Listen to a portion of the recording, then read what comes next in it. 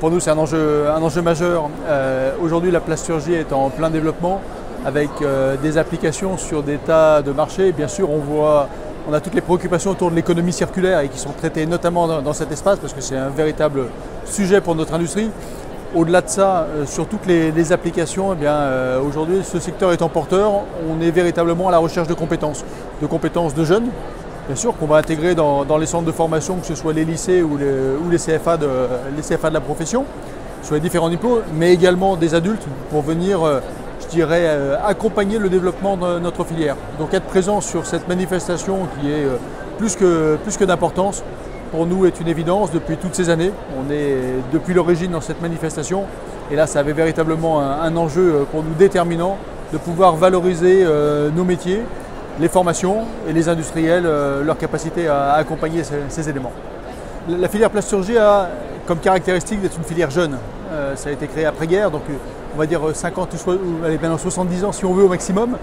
Et donc étant une filière jeune, aujourd'hui elle est structurée bien sûr, mais étant en plein développement, elle est toujours en attente de profils extrêmement importants. Alors encore une fois, on l'a traité naturellement sur des profils jeunes, avec l'apprentissage et ce depuis les premiers niveaux jusqu'au diplôme d'ingénieur et des masters.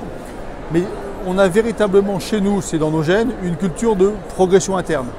Donc on est véritablement sur cette approche, c'est pour ça que la profession a développé de nombreux diplômes ou des CQP là qui permettent d'avoir cette reconnaissance. Et là on passe beaucoup sur l'intégration d'autres personnes qui ne sont pas issus de notre filière et dans des logiques de reconversion. Donc on cherche des profils de toute nature, bien sûr des profils industriels où cela ça va de soi, mais également d'autres profils et qu'on adapte régulièrement à nos spécificités là. Donc un vrai besoin pour notre filière.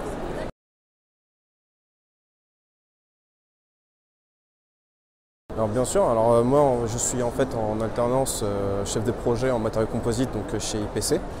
Donc le but c'est de former des chefs de projet. Un chef de projet c'est quelqu'un en fait qui va gérer un projet dans sa conception jusqu'à sa réalisation. Donc on va définir des plannings, on va gérer des ressources, des gens, des ressources matérielles, puis on va aussi concevoir, donc tout ce qui est conception CAO, DAO, etc. Donc on va mettre en place toute une conception. Donc on va faire d'abord du dessin, puis après derrière on va faire tout ça sur par exemple un logiciel comme SolidWorks ou même Katia.